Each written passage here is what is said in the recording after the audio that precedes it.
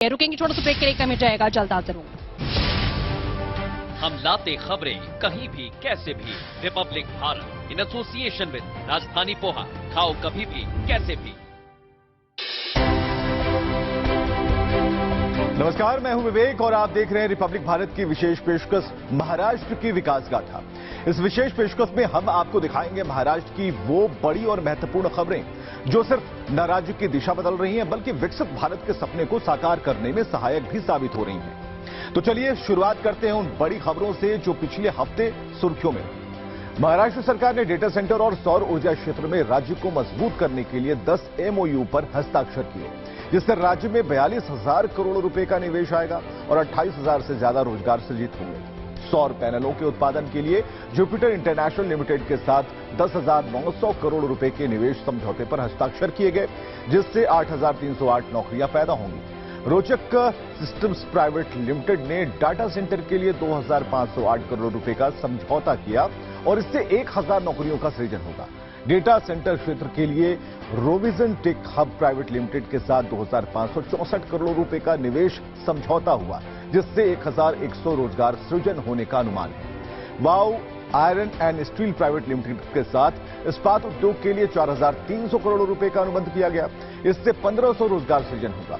सरकार के प्रयासों से महाराष्ट्र डेटा सेंटर कैपिटल और सौर ऊर्जा एकीकरण कैपिटल के रूप में उभर रहा है।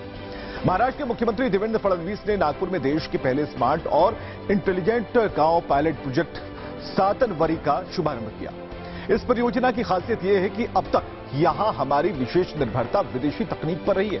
वहीं voice of Indian communication technology enterprises ने 24 भारतीय कंपनियों को एक मंच पर लाकर इस गांव का स्मार्ट मॉडल तैयार किया है। ये पहल न केवल तकनीकी आत्मनिर्भरता को नई दिशा देता है बल्कि प्रधानमंत्री नरेंद्र मोदी के आत्मनिर्भर भारत के संकल्प को साकार भी करता है। सातनवरीचा हा यशस्वी प्रयोग बघून आम्ही असं ठरवलं आहे, पहिल्या टप्प्यामध्ये प्रत्येक तालुक्यात, नागपूरच्या नाही, नागपूरच्या तर करूच, पण महाराष्ट्राच्या प्रत्येक तालुक्यामध्ये 10 गावं ही आता स्मार्ट आणि इंटेलिजंट आम्ही करू। म्हणजे जवळपास 3,500 पेक्षा जास्त गावं ही या ठिकाणी आम्ही स्मार्ट आणि इंटेलिजंट करू आणि मग पुढच्या टप्प्यात सगळीच गावं आम्हाला ती करायची आहे। मुख्यमंत्री देवेंद्र फडणवीस ने छत्रपति संभाजीनगर शहर जल आपूर्ति परियोजना के तहत 26 MLD क्षमता वाले जल शोधन संयंत्र और जल आपूर्ति पाइपलाइन का जल पूजन किया। यह महत्वाकांक्षी परियोजना 25 से 30 वर्षों तक अनुमानित जनसंख्या वृद्धि और जल आवश्यकता को पूरा करने में सहायक सिद्ध होगी। पहले चरण में 26 MLD पानी की आपूर्ति का कार्य पूरा हो चुका है। सरकार छत्रपति संभाजी शहर को आने वाले दिनों में 24x7 यानी कि 24 घंटे और 7 दिन निरंतर जल आपूर्ति भी उपलब्ध कराने की दिशा में तत्परता से कार्य भी कर रही है। पुणे में सावित्रीबाई फुले पुणे विश्वविद्यालय चौक औंध से शिवाजी नगर तक के इंटीग्रेटेड डबल डेकर फ्लाईओवर का उद्घाटन किया गया।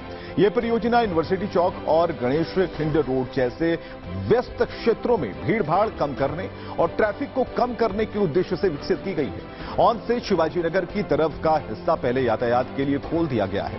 शिवाजी नगर और औंध की ओर की जो रैंप है वो पूरी तरह से हो चुकी है पूरी, जबकि बाड़ेर और पासवाड़ की तरफ से रैंप का काम अक्टूबर 2025 तक पूरा हो जाएगा।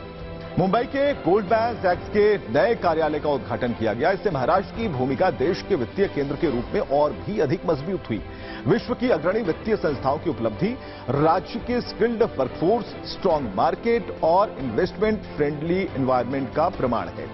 उप मुख्यमंत्री अजित पवार ने जलगांव छत्रपति संभाजी मार्ग पर स्थित चिंचोली शिवार में 66.27 एकड़ में बन रहे मेडिकल हब का निरीक्षण किया। उन्होंने सरकारी मेडिकल कॉलेज और 650 बिस्तरों वाले अस्पताल इमारत की समीक्षा की। कॉलेज के 3D डिजाइन का अवलोकन कर गुणवत्ता से संबंधित सुधारों के निर्देश अधिकारियों को दिए। यह परियोजना जिले के नागरिकों को बेहतर स्वास्थ्य सुविधाएं उपलब्ध कराने और छात्रों को उत्कृष्ट चिकित्सा शिक्षा के अवसर प्रदान करने में महत्वपूर्ण साबित होने वाली है। लगातार हो रही मूसलाधार बारिश से मुंबई ठाणे जिले का जनजीवन प्रभावित हो गया है और इस दौरान उप मुख्यमंत्री एकनाथ शिंदे एक्शन मोड में नजर आए। उन्होंने मुंबई और ठाणे शहर के विभिन्न हिस्सों का दौरा किया और साथ ही शिंदे ने मीठी नदी किनारे की बस्तियां और विक्रोली पार्क साइट स्थित भूस्खलन प्रवण क्षेत्र का निरीक्षण किया और संबंधित अधिकारियों को आवश्यक दिशा निर्देश दिए। आज की विकास गाथा में हमने देखा कि कैसे महाराष्ट्र हर क्षेत्र में नई ऊर्जा के साथ आगे बढ़ रहा है। हर परियोजना, हर कदम एक समृद्ध सशक्त और आधुनिक महाराष्ट्र की दिशा में बढ़ाया गया प्रयास है। अगले सप्ताह हम फिर लौटेंगे राज्य की प्रगति के नए अध्यायों और प्रेरणादायक कहानियों के साथ। तब तक के लिए जय Maharashtra.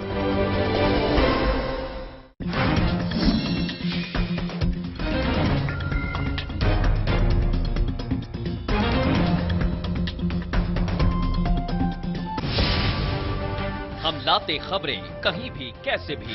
Republic Bharat in association with राजधानी पोहा, खाओ कभी भी कैसे भी।